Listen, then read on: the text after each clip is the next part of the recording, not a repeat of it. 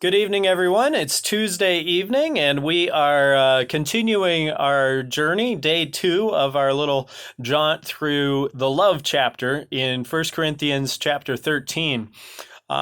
Tonight we get to verse 4 in just the very first part of verse 5, which is the section that, for those of us who have been to a wedding at some point, this is the part that we remember. This is the part that we're like, oh, I love this passage. Isn't that interesting? We will often say, I love this passage because of the way that it makes us feel, the way that it puts us at ease, it inspires us. And so there's something about the words, the language, the idea that we say, oh, I love how, and when we say that, what we're talking about is what? We're talking about how it makes us feel.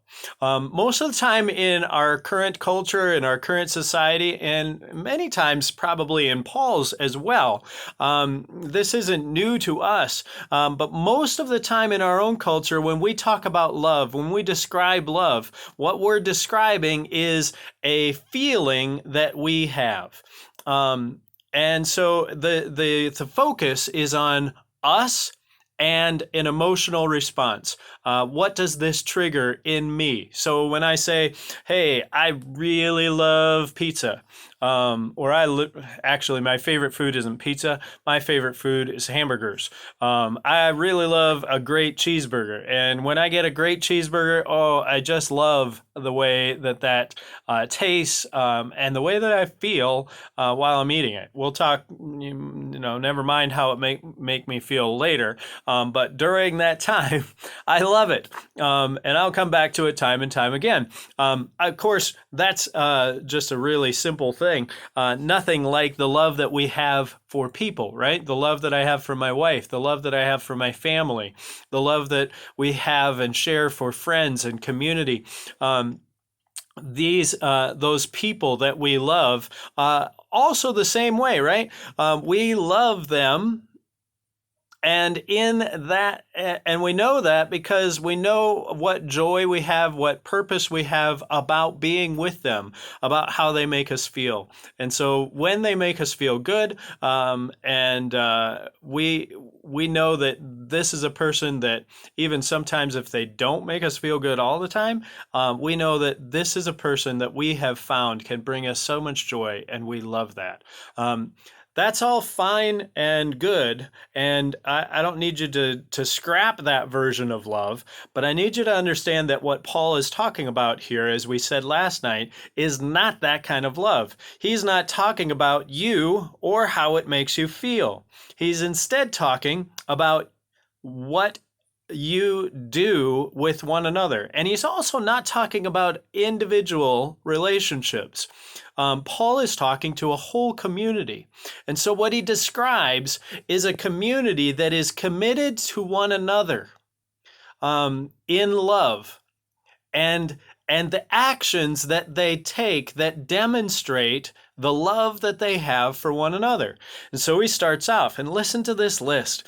Starts off with two things that they do, and then a list of things they won't do. And I think the list of things they won't do is almost more telling.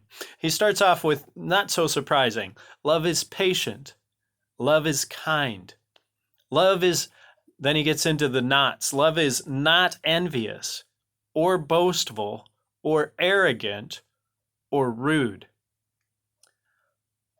Love is patient and kind. Yeah, we get that. But it's hard enough to be patient and kind with the people that make us feel good and that we have chosen to love. But when you talk about a whole community, are we patient with one another?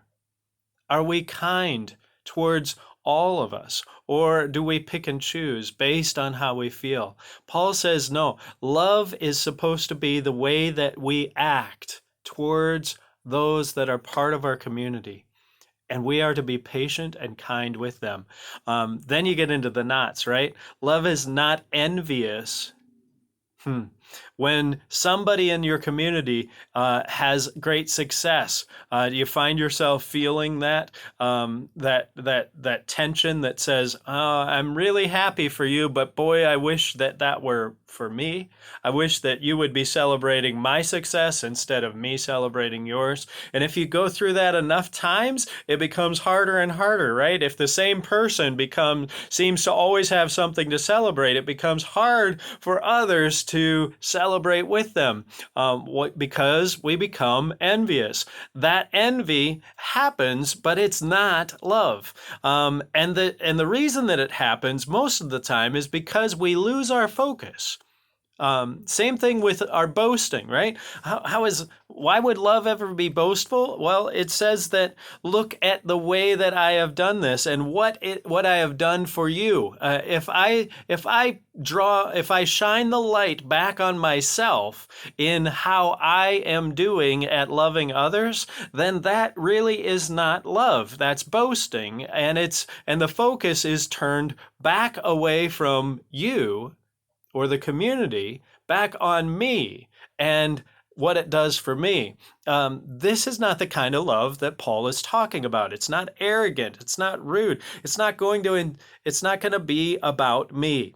The number one thing that Paul wants us to know when we start talking about love is that love, the kind of love he's calling us to, the kind of love that Jesus exemplifies, the kind of love that Paul wants to show to his community, and the kind of love that Paul wants these communities, including ours, to show to the world, is a love that is not about us. It's always about the other. It's not self-centered. It's not serving. It's not serving me. It's serving everyone else. It's serving the community. It's serving the world. And that's why I keep coming back to this. When we hear this passage on love, I hope you also hear the word serve. Because love in this passage is not a feeling, it's an action. Keep loving, keep living, and let's live this story together.